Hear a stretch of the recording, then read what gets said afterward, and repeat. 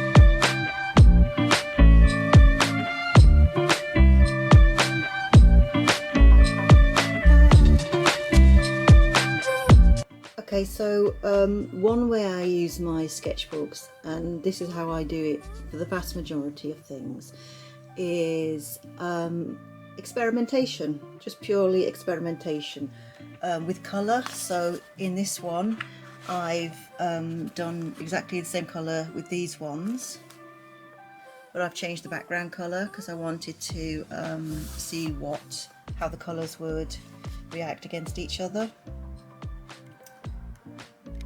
And that's the fascinating thing with colour for me, is how here I've got cadmium orange and burnt sienna, and how different they look against Prussian blue and indigo. So that's one experiment. Then I thought I'd mock up how I envisage putting lots of colours together, and there's that. And then I think you've seen me, yeah, so these ones you've probably seen in the clips beforehand.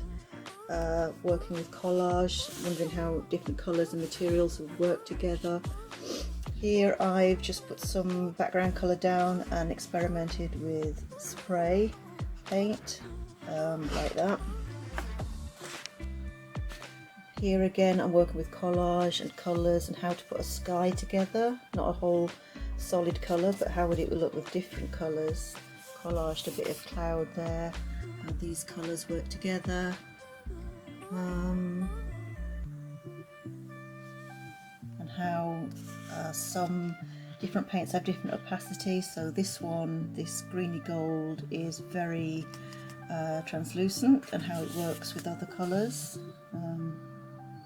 That's important to discover before you start creating things. And I've labelled everything because, believe me, you will not remember a thing. You won't remember the colours you're using, even though they're your favourite colour now. So I label everything. Yeah.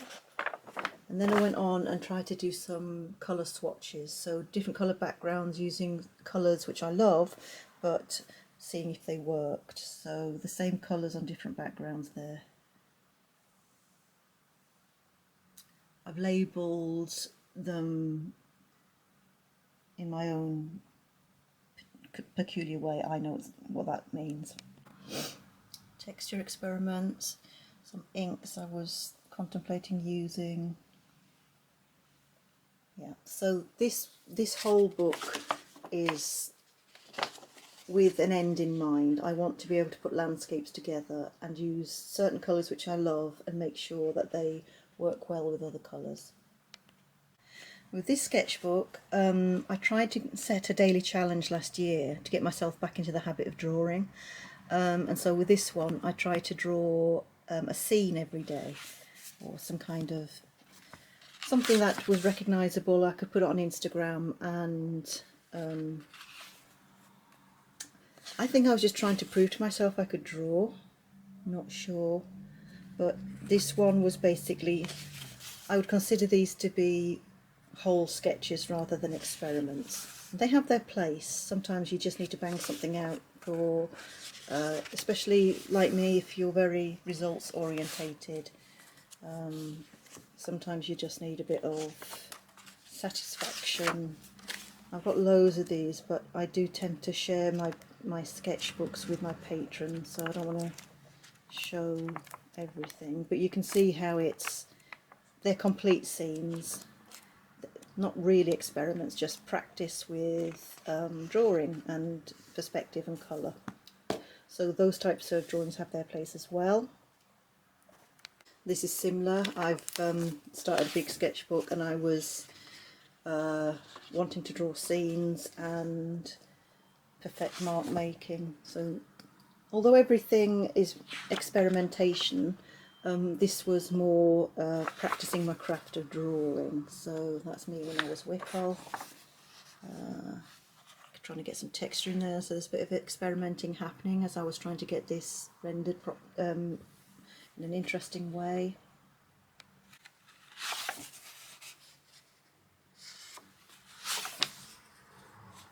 Things I enjoy drawing. So this is practice. So experiments have their place, practice has its place, and this is more or less a practice place for me. Doesn't matter if I get things wrong, but I do try to get things mostly right in this one. Gives me satisfaction of finishing a piece before I move on to proper paper. This is an experiment. Okay, now we're moving on to other things. This is location drawing, and that's another way to use your sketchbook, is you take your sketchbook out and you draw what you see. Might not be pretty, but it's training the eye and the hand to work together. This one I didn't finish off because the weather started to get really bad. This one, I don't know what this is.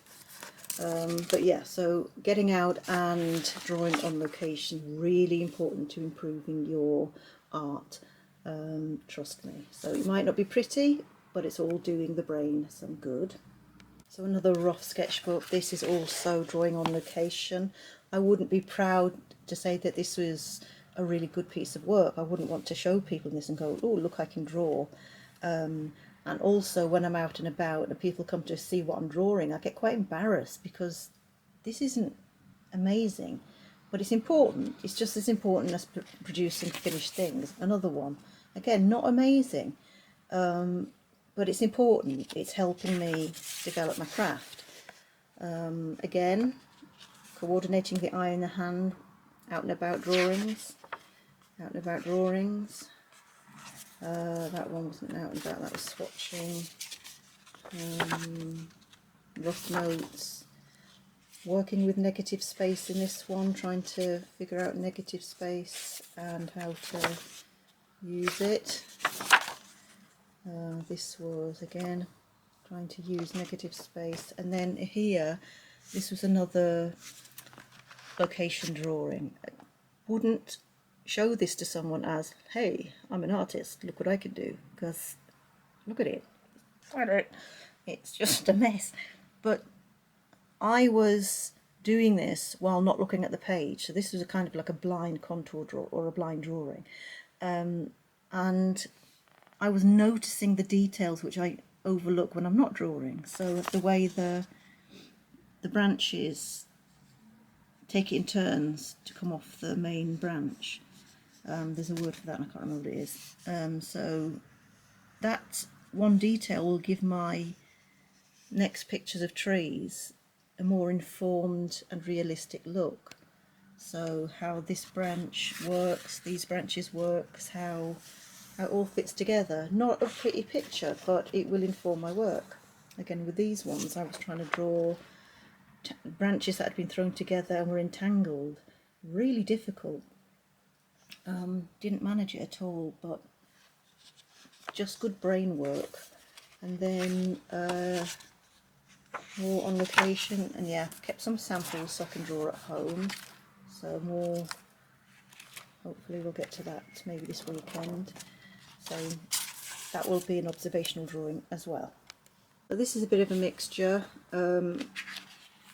Experimenting, putting colour down, finding out how things work. During the lockdown, when we couldn't go out, a lot of us started using MapCrunch and Google Maps for being able to draw on location. It wasn't ideal, but it was alright. So some of these were MapCrunch locations. So this was Iceland.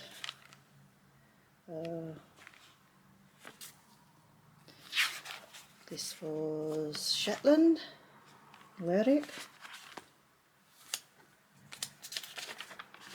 These were other places but with a bit of experimentation thrown in.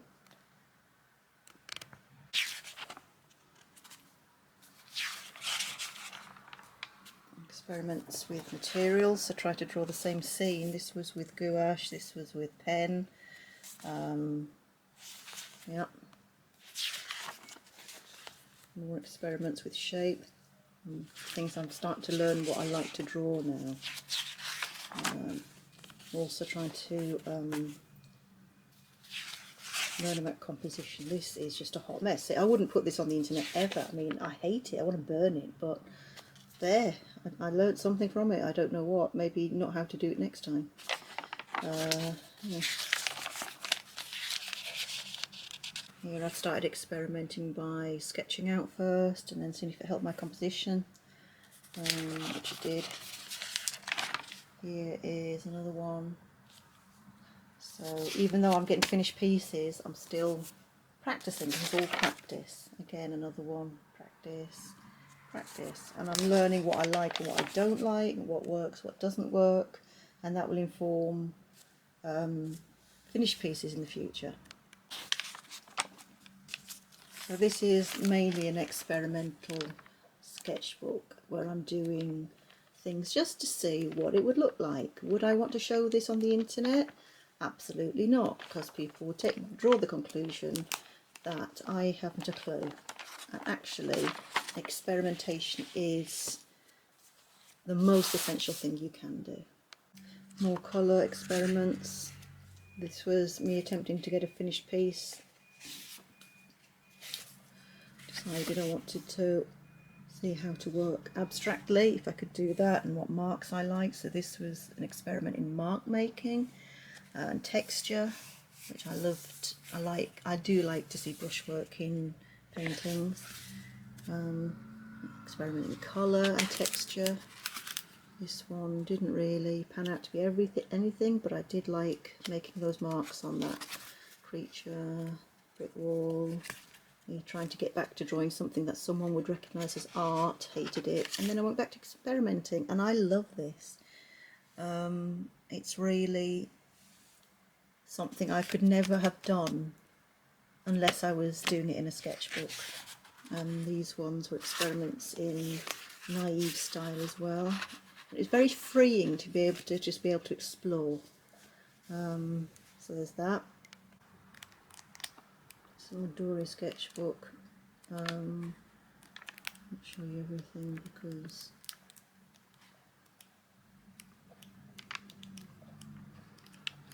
these are finished pieces, but I do like the paper.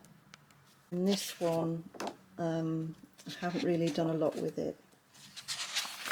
I started out with sketches, and then I turned this into my life drawing book, and that's another quite important aspect of practice, is life drawing. If you can get to life drawing classes, that's great. During lockdown obviously there was nothing, so these are from an online class,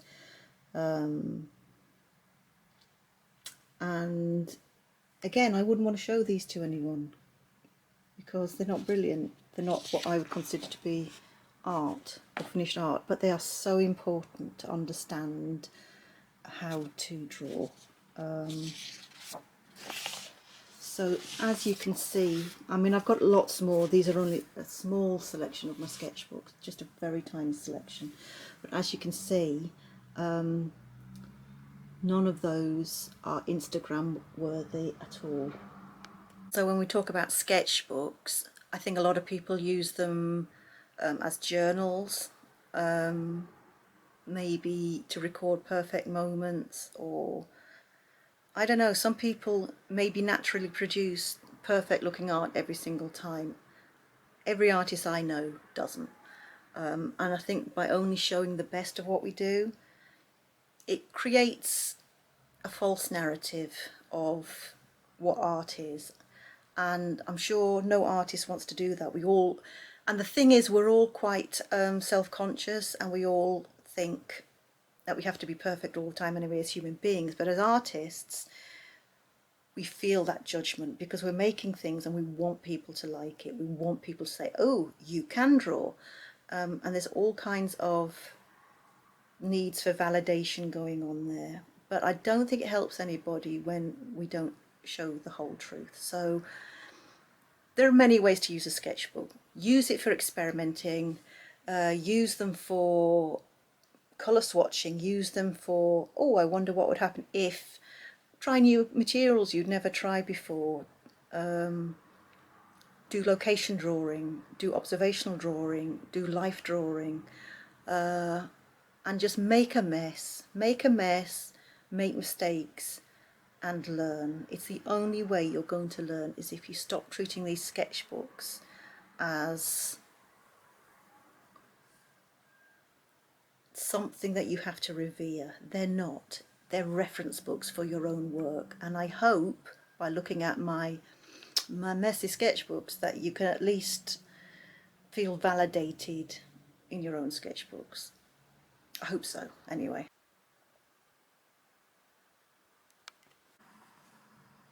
Okay, I hope that was at least interesting and helped to redress the perfect sketchbook imbalance that we currently have.